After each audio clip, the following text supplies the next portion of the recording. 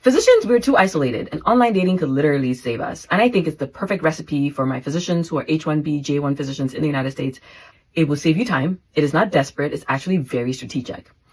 I moved to America for residency training on a J-1 visa. I moved straight out to Kentucky. I was in Lexington, Kentucky for intern year. Great city, met people. PGY2 and PGY3, I found myself in a more rural town called Moorhead, Kentucky. I was in the rural training track of the University of Kentucky Family Medicine program, so it was well within my understanding that I would be in this town to train. However, what I did not plan for was I did not realize it was going to be so isolating, and this is where online dating sets in.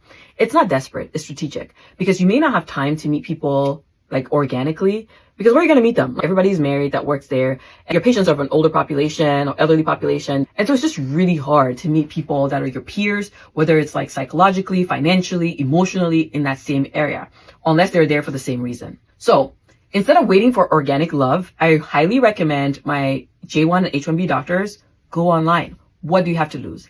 I look at it like I am more likely to text with a person, email and talk and determine if I even want to meet you. And that's why I really like online dating, because you don't have to talk to people that you don't want to talk to. You can text with them and figure out if you even want to have that conversation in person. It saves you a lot of upfront stress. On the flip side, yes, there are phonies online and people who would put up an image of who they are, but they're not quite that. And then you have to filter through all that. So it's something to seriously consider if you want a partner and if you are in residency and you're located in one of these areas where dating is just not an option. IMG dating is like a different kind of trauma. It's like you're explaining residency and then you're also explaining your accent to the person you're on a date with. And sometimes I feel like if I could eliminate some of that in conversation, text, email beforehand, then we don't have to meet. But what I found is people were actually, a lot of men were interested in my story because it was very different. It was odd. It was not usual for maybe the women that they were meeting. So, it can make you edgy or not. I met my husband on eHarmony, and I feel like the site that you pick makes a big difference.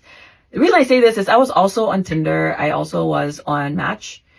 I think finding a higher quality website will position you to meet people of better caliber, if you know what I mean. If you want to join the low lives, I'm sorry, but yeah, you can go on those other websites. But picking something that has a little bit of a screening process, a little bit of scrutiny on the front end could save you a lot of drama down the road. That's just my perspective. Maybe because that's what worked for me. Again, I'm totally biased. Why would I not be?